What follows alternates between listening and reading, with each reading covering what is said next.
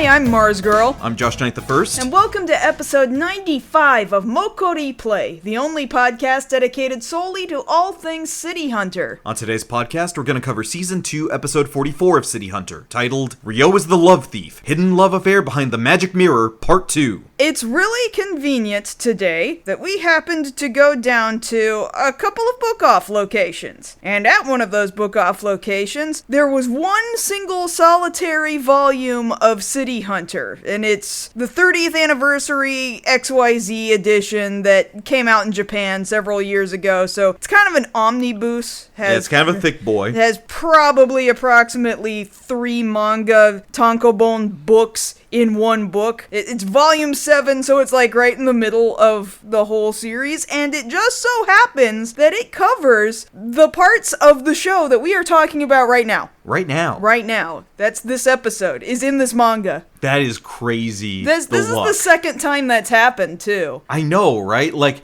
what are the odds that we would start doing a podcast about this property and we would stumble upon it if we had a nickel, Kaylin, for every time we ran into a copy of the City Hunter manga that covered the episode we were discussing, we would have 2 nickels. Yeah. Which isn't a lot, but it's just weird that it happened twice. I mean, we could just look up scanlations. We really could. But no, it's better to actually physically have... This isn't even the same release as the other volumes of City Hunter that we found at Book Off like last year or whenever that was that we found them. But it's just good to have them anyway. And see, that was the thing, like, I think it was back in late June, early July, I was in the book off that we like to frequent, and I saw all of Angel Heart. I had sent you the picture. Yeah. It was all of Angel Heart wrapped up together, and I was like, oh, I should move on that, because it's not going to be there when I come back. Sure enough, it wasn't there the next time I went. I mean, you can't just be dropping money like that without knowing, like, that's what you're there for. You're going to drop all that money. I'm just saying, like, who else out here in the greater Los Angeles area is looking for Angel Heart manga? Well, clearly somebody did, because they bought it. Whoever it was, if you're listening to this, and I highly doubt it,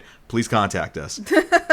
We're never gonna find it again. We're never gonna find it again. Well, maybe. If we're lucky, maybe we'll find it in a book off over in Japan. That could be. That could happen. That easily could happen. We could find the rest of regular old City Hunter while we're in Japan, probably for extremely cheap. That is entirely possible. So one of the things, now that you remind me, that we're seeing, because we're looking ahead to a trip we're taking later on this year to Japan. In November, yeah. And currently, out in the greater Shinjuku area, they are advertising for the current City Hunter movie that did very well on opening weekend. And if you go to a couple of the hotels in the area, they actually have standees of Kaori and Ryo out in the lobbies of these hotels to advertise the movie. And I'm just like, man, we're gonna get there and they're gonna be gone. Like, we're probably going to reach just barely after the end of all of their advertising run. Surely it will not still be there, but you know, you can dream, you can hope. The fingers crossed they leave some piece of advertising up. The thing of it is, we're going to be going a lot closer to the release of Godzilla -1. I know, that's what's going to be. That's what's going to be everywhere. I know. There's no way Godzilla and City Hunter can compete with each other. Even though, technically speaking, Godzilla owes City Hunter one. That is a thing that did happen in that 2019 animated film. Yeah, Ryo was saving the Godzilla head at the top of the Toho theater from an RPG, and then he fired a gun at that RPG before it could hit Godzilla in the face. So I would say Toho really needs to let Ryo hang around a little bit longer. I would agree. At least for our sake. For our sake. For the sake of 2 people that nobody in Japan knows exists and does this podcast. They have no reason to care what we think or what we want. They really do not, but you know what? Please just do us this one solid. Just this one solid. Well, see, the only way they're going to know is if we actually get some of our own merch and we're wearing MokkoriPlay shirts into Shinjuku. Nobody's going to understand that. And then, if they go looking for it, they're going to find it's an English language podcast and they're going to be like, oh, never mind. Nobody's going to listen to it. I mean, somebody might to try and learn English. Please don't learn English from us. No, that's not a good idea. Just like learning Japanese from anime solely is not a good idea either. I remember, and now I'm going to be off on this anecdote for a second, when I was in college and I was taking Japanese for it was my second semester. I take it back, my second semester. My first semester I had a really good teacher. She was very nice. She taught us a lot of things, and class went very well. And then she either retired or she transferred to a different college, I'm not sure. But we got our second semester teacher, or professor I should say, for Japanese, Yabe Sensei. And Yabe Sensei, the world had crapped on him, and you could see like his soul had left his body at some point. And so when it came time for us as students to show what we had learned in class by drawing manga, little like 4-panel manga comics to demonstrate what we had learned, everybody used an anime reference. Like people were drawing Naruto, people were drawing like Hello Kitty, saying all these really simple sentences. And after we submitted all of these to him, he just looked at us with all of the life just gone from behind his eyes. There was no light in there. He was like, all of you? Anime? All of you? All of you. Sonna. And I was like, okay, man, what do you want? Like, we're all like 17, 18, 19-year-olds. What do you want? What do you expect? We all got anime club after this. I mean, I don't blame him, if I'm to be honest. Like, there were some days he would come into class, and he was just like, oh, you are all late. I don't care. I hate my life. Let's start. And I'm like, dude, like, what's going on? Like, he would always come in, like, kind of disheveled.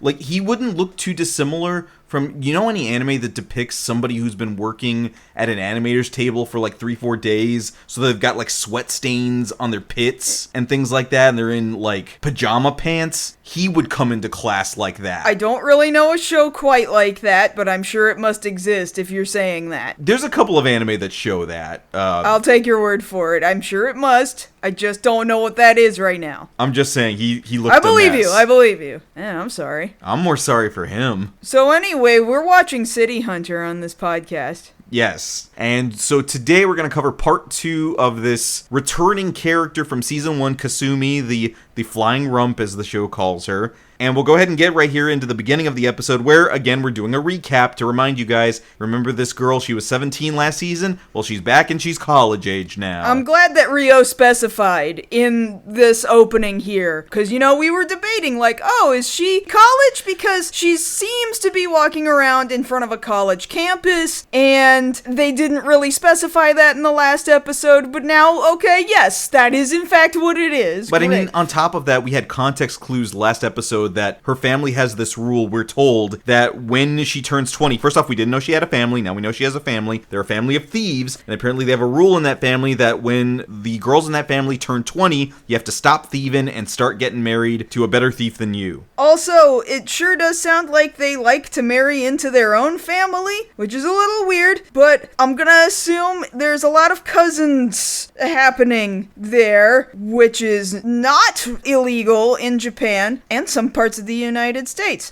But, okay. Thankfully, as far as we're aware, this guy that she is being forced to marry, Takashi, is not her cousin. The manga or the anime, neither one of them says that he is, so we're going to be thankful for that. We're just going to, you know what, it doesn't specify. This is not the time for conjecture. And I'm not going to think about it. I'm just going to say that I hope that is not a member of her family that is trying to, like, force her into a marriage she doesn't want to be in. But in any case, yes, it's this guy, Takashi. This is the guy that her grandmother has said, yeah, you're going to be forced to marry this guy. And he's an asshole who looks like the bad guy from the very first Yakuza game. Who's also a hypnotist. And at the end of last episode, he had hypnotized Ryo into not having access to his Mokkori powers. So this is where I want to step in and talk about this manga that I just picked up for a second. Because there's a pretty big chunk of stuff that the anime just totally skips over. Because I have said this multiple times throughout this podcast. The anime is nerfed. Incredibly nerfed. Very, very nerfed by comparison very to the sanitized. manga. Like, right there at the end of the last episode, if we looked back at the previous chapter, you know, hypnotist guy threw that photo at Ryo of a sexy lady just to taunt him to be like, haha, you can't get a boner at a photo of a sexy lady. And in the manga, she's totally tits out. Like, in the manga, it's a topless woman. In the anime, it's a topless... Very well-detailed drawing, too, by the way. Thanks, Tsukasa Hojo. In the anime, she is in fact topless, but she's got her arm covering up. nipple. Yeah. So you can't actually see that. And they can animate that. Sure, that's Sunrise fine. can animate that. So there's this huge chunk, like I'm saying, that they didn't bother to put into this episode at all. Whether they decided it just doesn't fit, because really it wouldn't have fit. There wouldn't have been time for it. But also,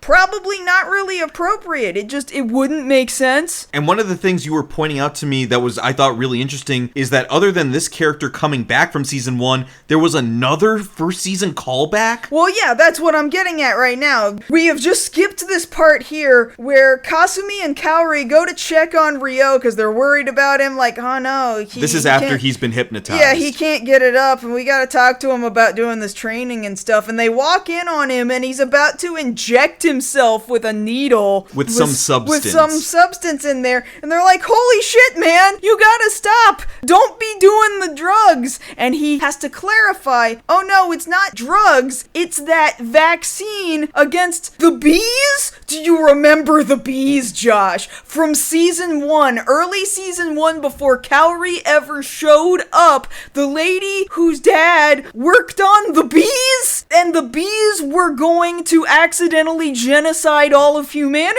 No, they were going to sterilize. Yeah, because and that's what would cause the genocide, is that people wouldn't be able to have babies anymore. And then you get the movie Children of Men. And then there wouldn't be people. That's what I'm telling you. For some reason, Ryo has that vaccine, and he thinks if he takes the vaccine for the bees, he can get a boner again. And Kaori is telling him, hey, you're fucking stupid. That's not gonna work. But Ryo is like, if I take double the dose, this'll totally work, guys. And then he takes it, and guess what? It doesn't fucking work. Well, I have some good news for him. I'd like to let him know about the miracle known as ivermectin.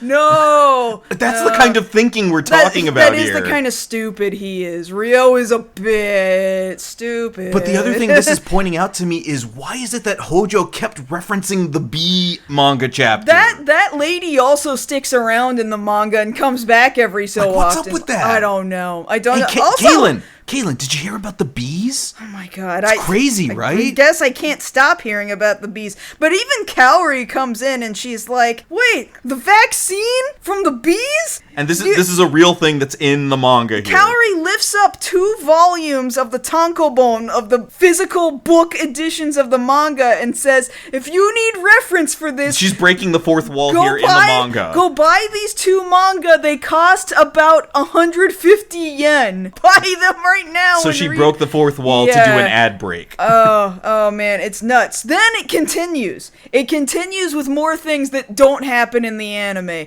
which is Kasumi basically saying, we've got to try and get him to get a boner. I don't really want to do this, but fine. You can come and lie in bed with me tonight. We're not gonna do anything, but you can lie in bed with me tonight, and you can try and touch me or hold me or whatever, and surely there's no way that won't give you a boner. And so they try it. She's lying in bed, and then Ryo kind of cuddles up, and he like puts his arm around her abdomen, and it looks like for a second it's gonna work, and there's kind of a bulge starting to happen, and then blood starts gushing out of his nose. Just volcanoing out of his nose. The old anime adage of, if you're getting horny, you're getting a nosebleed. Right, but what this is indicating is that the blood literally will not go to his penis. It only, like, if he even remotely thinks he might be attracted to somebody, it just comes out of his nose instead of going to his penis, and he leaves the room all dejected because he still can't get a boner. So, in other words, Takashi's hypnotism did have a physiological change in Ryo. It just wasn't mental. It was also, I have rerouted the blood in your body, and I did that with hypnotism, bitch. Yeah, I guess so. And I guess I must also have been thinking about a different episode that does happen where Ryo acts kind of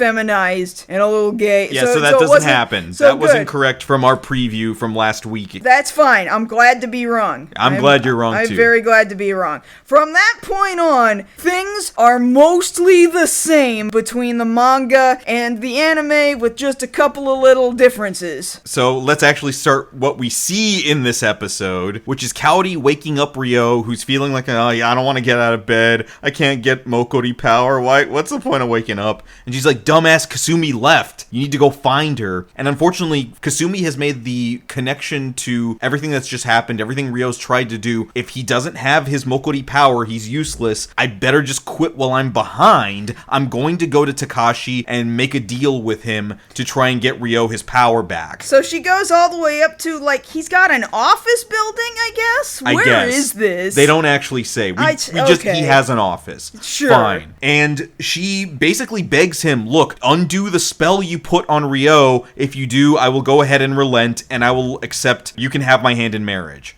And he's like, oh, really? That easy, huh? And he does start kind of getting a little too close. He's a little too slimy. He's putting moves on her a little too hard, getting kind of handsy. And he basically tells her, okay, yeah, you want me to do that for you so I can get what I want? I'm all for that. But first, we gotta bang. We gotta bang right now as if we're already married. So here's what's interesting. In the anime, we see something is flung at this guy's face. It appears to be just like office clips, like a big old metal... The metal clampy office clip. Alligator clip. So Ryo, in the anime, has flung this thing at Takashi and it hits him in the nose. And Ryo is standing in the door, like with his foot up on the doorpost, and he tells looking all cool and badass and stuff. Like, kind of stopping him, like, hey, be thankful that what I threw at you was that clip and not a knife. Funny that, because Which is funny. In an alternate universe, aka the manga, what he did throw at him was a knife. He threw a knife right past his nose, whizzed right past his nose and got stuck in the wall. And then he's juggling around another knife in his hand. Whereas... doing the same pose in the doorway.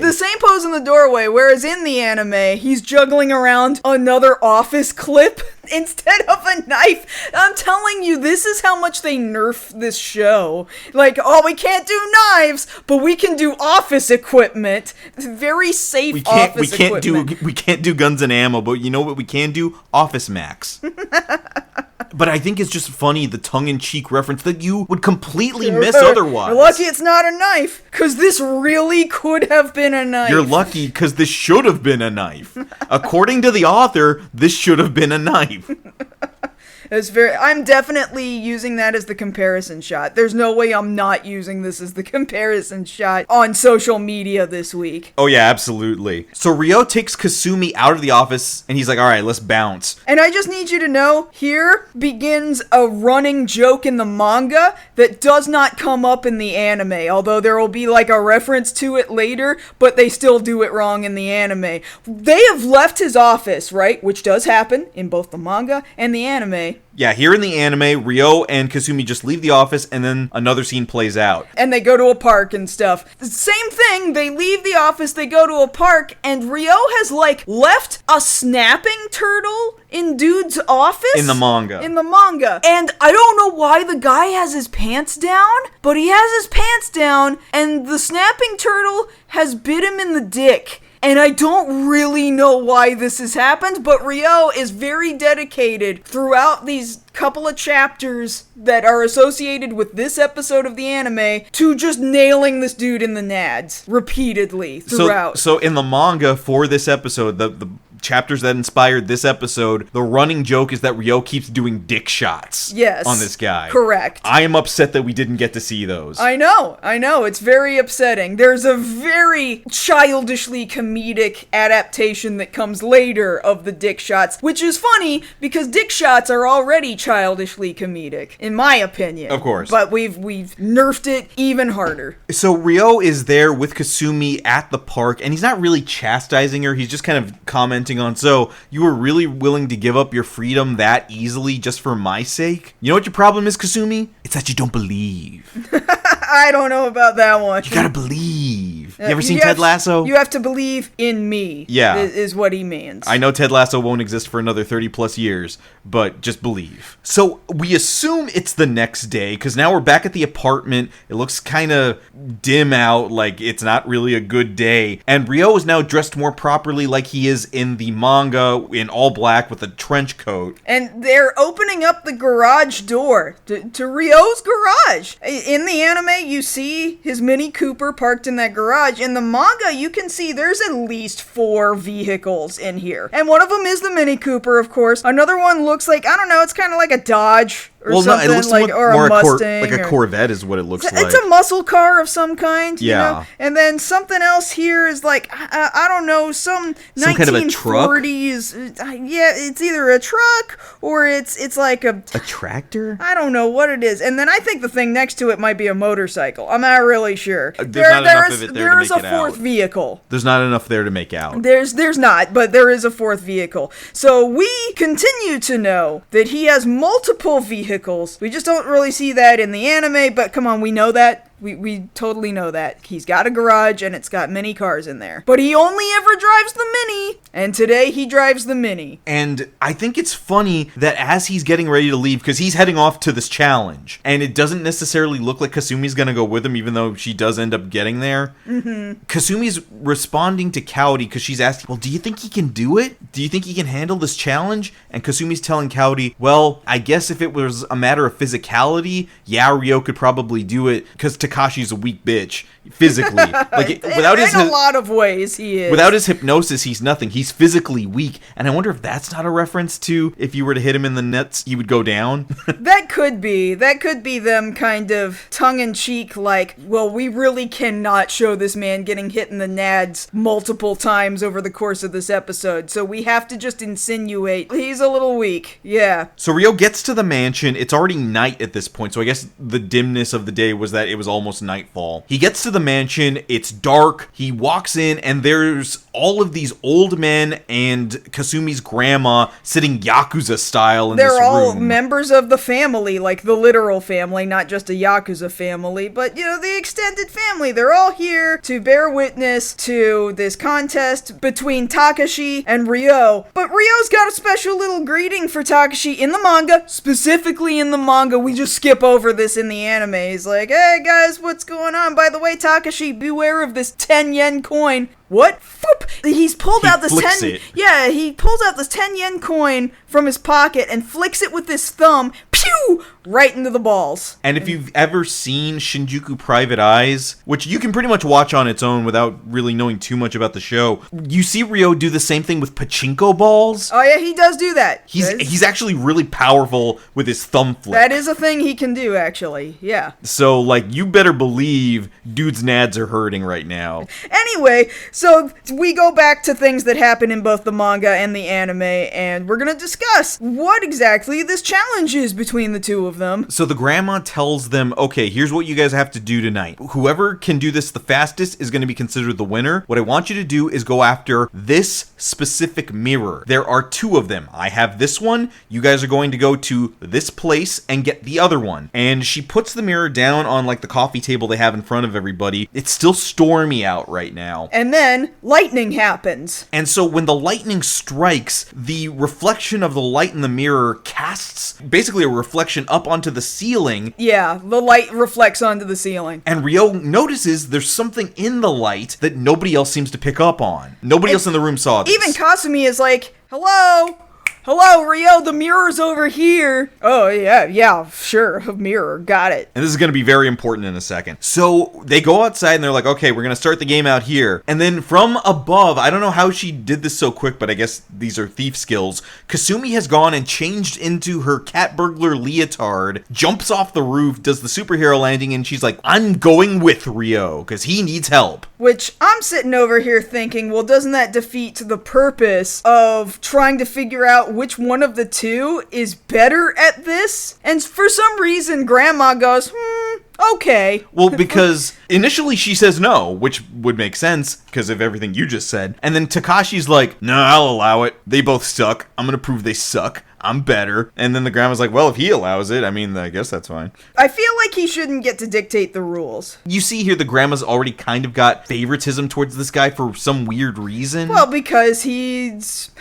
I was about to say he's family, which I strongly believe is possible, but we don't. Okay, so know. I'm going to put this out here because we Okay. hadn't discussed it before. There are two possible reasons. One is that he could be family. The second thing that we totally didn't consider until the end of last week's episode when we reveal it through the course of the episode, did he hypnotize the grandma into liking him better? I mean, that could be. It could be, but I don't know. I feel like over the course of the episode, it just doesn't come across that way. I think she's just a little bit biased. It could be just as simple as that. But she has approved this, and they're off, and they have to go find this mirror. And they're all just parkour jumping from rooftop to rooftop. To get my friend's free cable. It's badass. One thing that is happening in the manga that is not happening in the anime, Ryo is following Kasumi, which is happening in both, because Kasumi feels like, okay, Ryo needs my help, he doesn't really have his Mokkori powers, and therefore he's just, for some reason, not smart either, so he doesn't know where to go, or how to jump from roof to roof, so he needs to follow me. He needs to follow me very badly.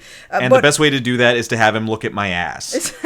But in the manga, while Ryo is following Kasumi, Takashi is also there, hopping from rooftop to rooftop. And well, he's jumping on, like, light poles. Sure. And he has a fishing rod with a photo hanging at the end of the hook, with a photo of a naked lady on it, tits out. Again, Tsukasa Hojo goes so detailed on the naked lady drawings. Very perky. He does this.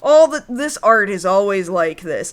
And so he's hoping this is gonna distract Ryo enough that he's not gonna be able to follow Kasumi. And for like 2 seconds it works, but then Ryo kind of gets back up and he kind of keeps going. So we completely skip that here in the anime. Yeah. But one thing we do see is that Ryo is still very sour about his Mokkori not being accessible. So what he does is the oldest trick in the Looney Tunes book, and he throws a banana peel on an upcoming light pole for Takashi to slip on and fall off. Which, again, is different from the manga because this is Ryo getting his revenge for that whole photo at the end of a fishing rod trick, and he's taken, presumably, another coin out of his pocket, and he has flicked it again right into his nads. Right into the balls. While he's hopping around on these light poles, on these electric poles, and dude falls to the ground. So it's the same effect as the slipping on a banana peel thing. This is what I was saying earlier, was basically the same thing,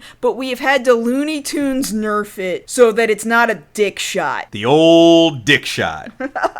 Well, the old nut shot is what it should be. I think that's the last nut shot of the manga. Yeah, that would be the third one, and funny stuff always happens in threes. Right, exactly. So they get to the place that they need to go that has the other mirror, and Kasumi decides to break down for Ryo something that she realized from when all the rules were being laid out by her grandmother. Hey, Ryo, I need to bring something up to you that I thought was really weird, so I need to fill you in on something. As a family of thieves, we have rules, all right? So we don't steal from ourselves. That's one of our biggest rules. We don't steal from family. And whenever we do steal, we always have a good reason for stealing. We don't just wantonly steal from anybody. And she didn't give us a reason to steal for this one, other than she just told us to do it. So I don't know why we're doing this. And so Ryo brings up something that he now has information about is, hey, just real quick question back to you, Kasumi. Yayoi Aso, do you know that name? Does that name ring a bell? Hey, that's my grandma's name. How'd you know that? Oh, no, just... no reason. And so he drops that for a second. They go ahead and break into this building. It's not really a mansion, but it is a nice house. It's a really nice house. Right. And so they find the room that has the mirror in it, and they have gotten to it, seemingly first. They've gotten there before anybody else does. So Kasumi approaches the mirror, and I don't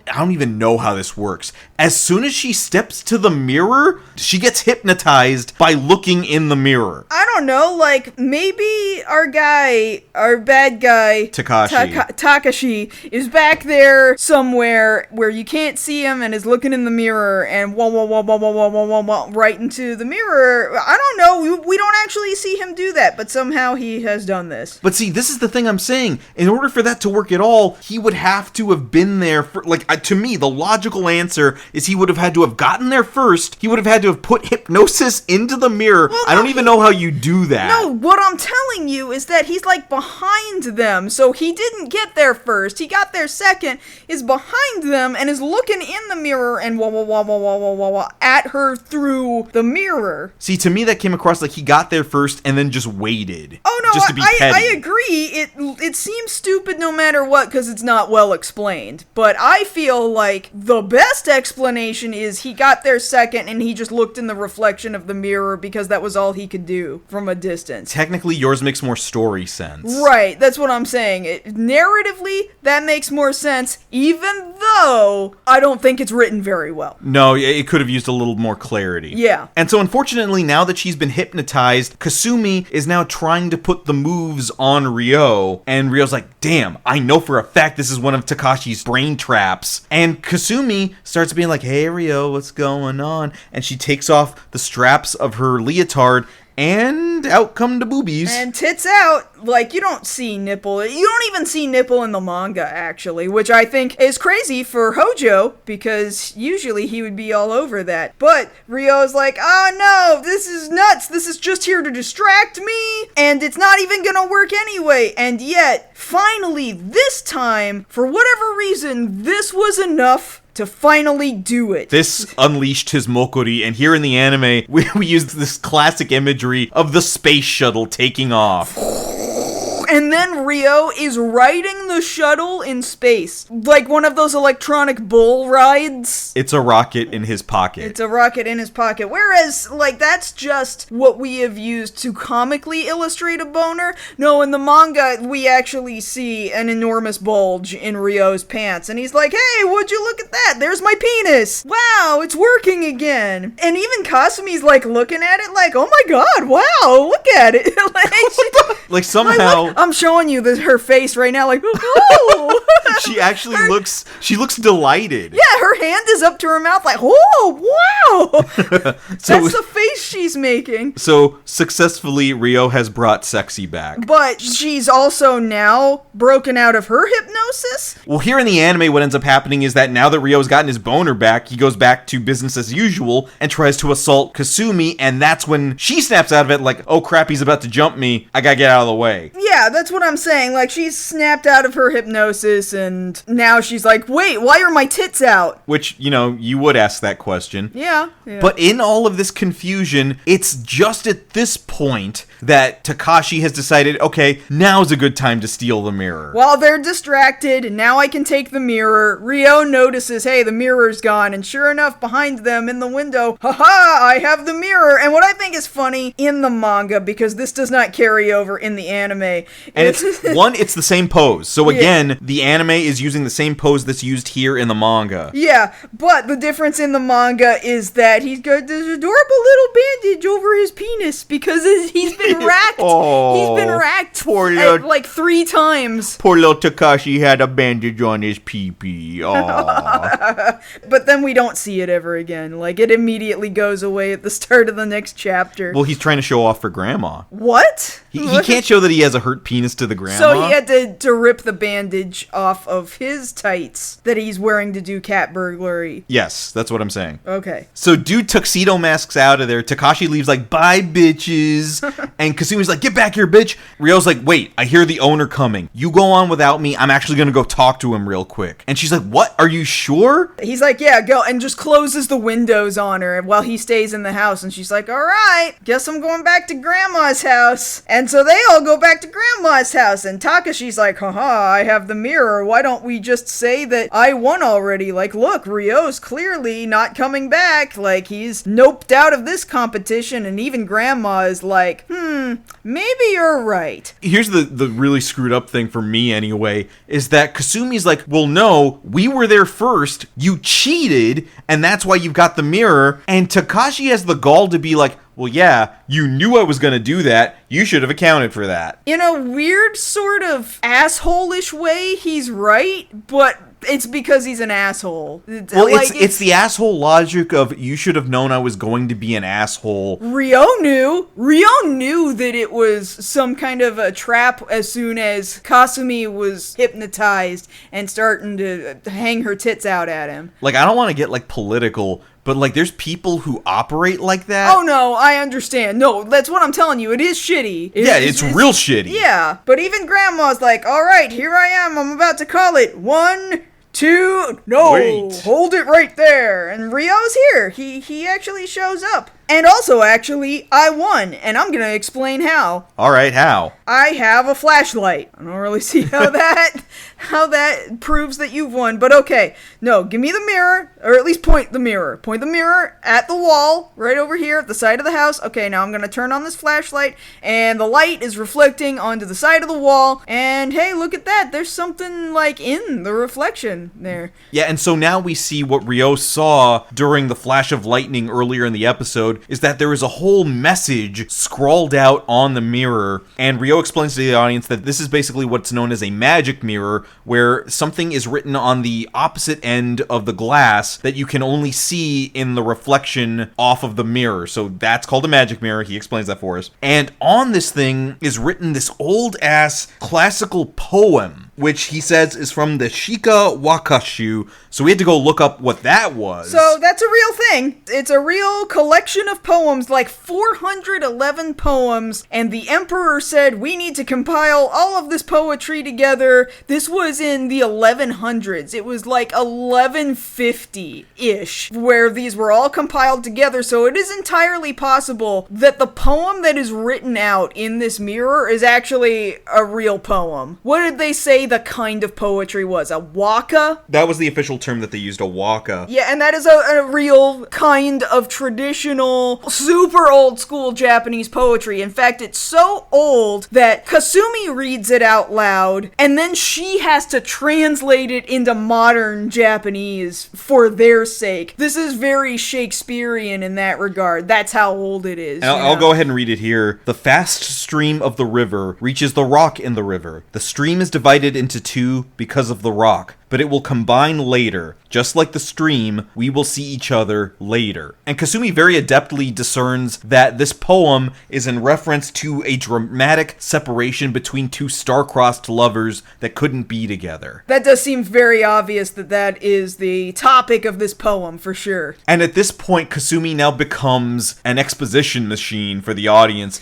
and she has to explain all of how all of this works. There's also a pretty big plot dump in the manga, too. We thankfully in the anime get a lot of imagery that goes along with both her and Rio starting to plot dump at us, and there's unfortunately in the manga none of that. There's just a lot of word bubbles. There's a lot of word bubbles about what is going on right now. And so she discerns to the audience, and really to everybody there, the judges and Grandma and Rio, that, oh, this is between two lovers. Some people couldn't be together, and so that's why there's two mirrors. Both of these lovers kept each mirror in the hopes that they would get to be reunited one day, and so these are really special. These probably mean more to the owners than life itself. We never should have taken these. These should have never been removed from the people who owned them. Yeah, Takashi, you son of a bitch. Which is basically the point that they're trying to get across, is that Takashi was so busy trying to win, he didn't stop to realize that, hey, there was actually a trick to this. Like, this is those entrance exams in Men in Black. You know, at the beginning, where the trick isn't necessarily the task you're being given, it's the task behind the task. Yeah, you have to read between the lines to understand what you're actually supposed to do. Like, you're not actually supposed to take the test, it's who's going to use the table first. It's not, can you shoot all the aliens, it's who's actually not supposed to be in this neighborhood at night. That sort of thing. So the whole thing here is, it's not the fact of being able to steal something, it's being able to discern what's being stolen and should it be stolen in the first place.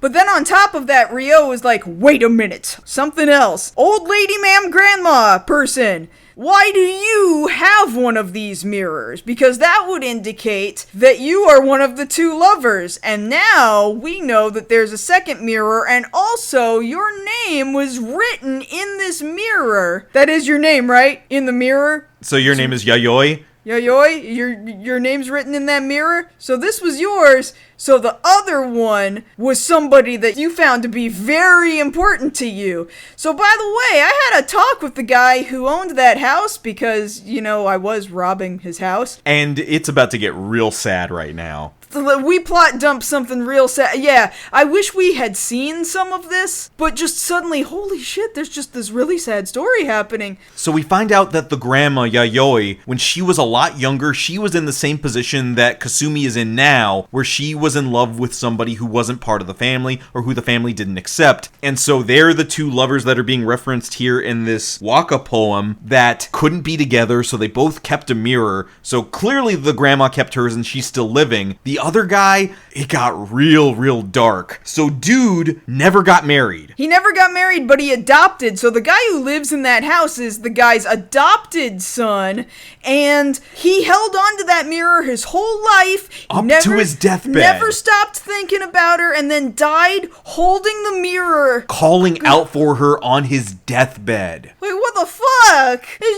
That's so very, very sad. I know! And she's just crying, and I'm just like, what? Why though? Why have you done this? Oh my god, they should have let him live, and she learns about this, and then she runs off. And surely her husband is not still alive. This should be fine. Go run off and be with this guy. Why'd they let this guy die in this story? That's terrible. And so the grandma realizes everything that Kasumi said and that Ryo said, and she's like, you know what, Takashi? You are a scrub. GTFO. You're not welcome here, but Ryo, you're welcome into the family. And Ryo's like, ma'am. I'm just the hired help. I'm only here to help her not be with this guy, and I've done that. And now I am going to leave. Because we see that you've gotten your tears back. Because she's saying there, as Ryo's told her this story, and she's crying over it. I mean, if it was me, I'd just be on the floor wrecked. Right. And Ryo tells her, well, now that you've gotten your tears back, I can only hope that you will make a decision that you wish had been made for you, for Kasumi, that you will not subject her to this kind of life where she can't be with somebody who's not accepted by the family. Yeah, you think about that. And then he walks away. But as he walks away, Takashi is just like, oh no, you didn't. And he's in the bushes waiting to, jump Ryo. And he's like, hypnosis attack! Never get a boner again for the rest of your life! And Ryo just has another mirror?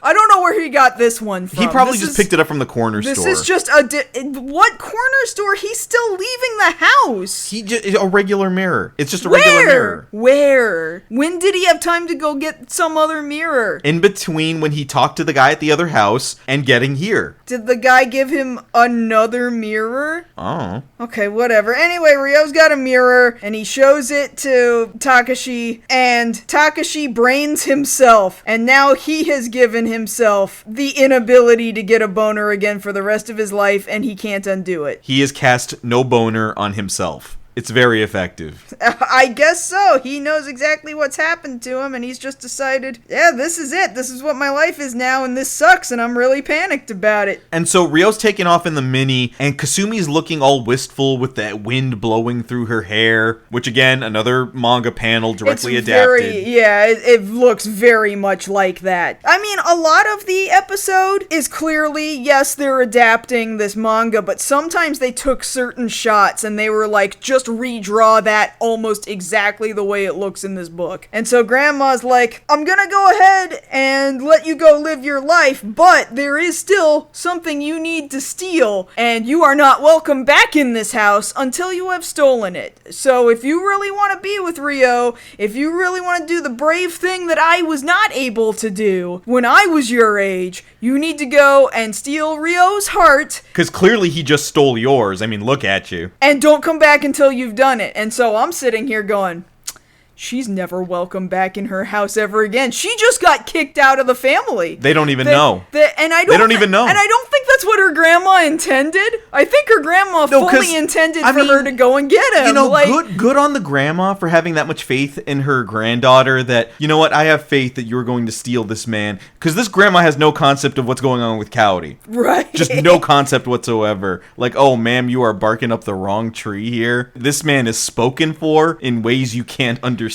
So this woman doesn't have a home anymore. She can't go home. So it's the next day, and Kasumi has decided to get a part-time job at Cat's Eye, telling Ryo, hey, so this is everything my grandma told me, and if I'm going to do this, I need to be in your life more, so now I work here. No, you don't.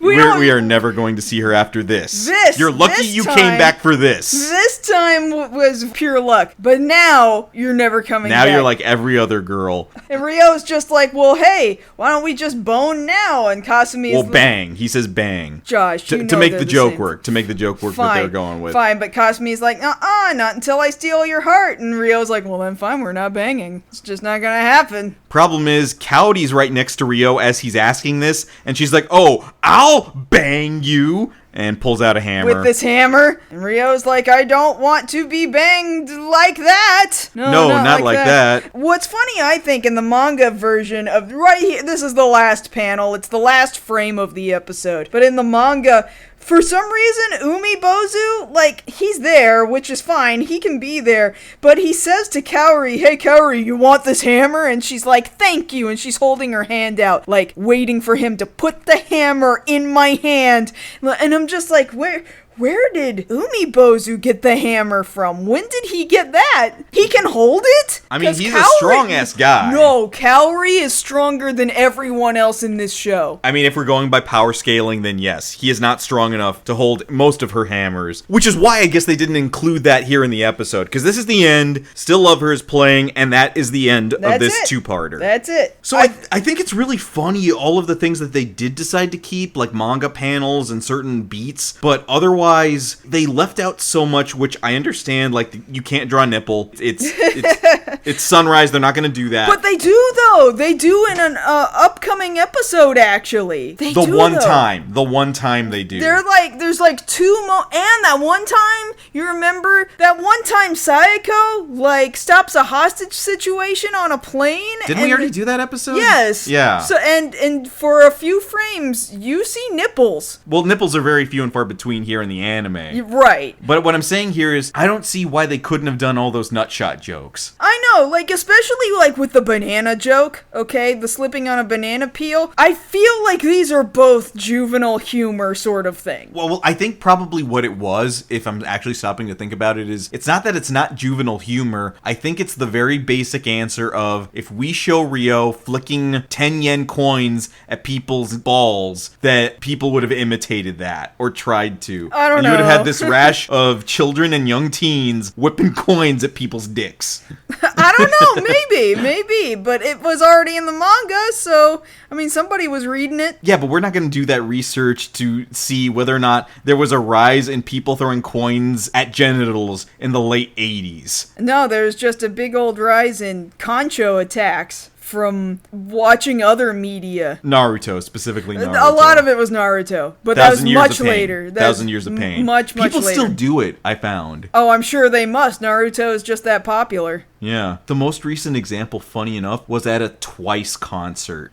One of the Japanese members, Momo, she did it to one of the other members. In this K-pop band. Yeah, she did it. You have to remember, our audience has no idea who Twice is. I promise you, they don't. One of the biggest K-pop girl groups in the world. One of the Japanese members did it to one of the other members on stage. That's offensive. Oh, the audience ate it up. They ate it right up the ass. Oh, okay, now that's too far, Kaylin. Too far? Sunrise would never. We're talking about putting fingers in butts, Josh. What do you think? Sunrise would never approve. You really think Sunrise would never approve? Will Aniplex approve? Because they're the ones that are releasing these most recent movies. I genuinely don't know. I can't make an assessment until we see Angel Dust. Okay. So next episode, we're going back to our bread and butter. It's Ryo dealing with the Yakuza. Oh, I've missed having some of those around. And a good old Yakuza widow that he has to protect who's only 19 years old. Which, legal. Legal for Ryo, but now I'm like, I think they explain this. How old was this woman when she got married? I think they only say that she'd only been married to the guy for like a year. I think that's the workaround. Okay, sure. That's what happened. God, I hope that's what happened. I don't remember. We'll figure it out next week. Yeah, so we're going to be covering that on the show. It's another two-parter. This woman's an artist, and we see that we're getting really, really close to what we consider peak City Hunter. So once we hit episodes 49 and 50 of what we're covering on the show,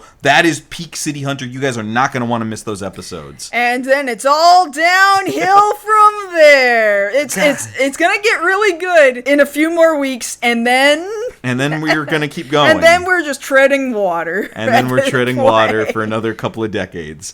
But we'll just focus on the good stuff for now. So come back next time when we cover the 45th episode of City Hunter 2, 19-Year-Old Widow, Lover in the Heart of a Beautiful Sketch Artist, Part 1. And if you want to catch us both outside this podcast, you can always find us over on most social media. I'm at JoshKnightTheFirst. And I'm at MarzGurl. Thank you all so much for listening to our 95th episode of MokkoriPlay. And if you don't come back next episode, I'm gonna cut off one of Josh's fingers. But I didn't even do nothing. That you know of. Oh, damn.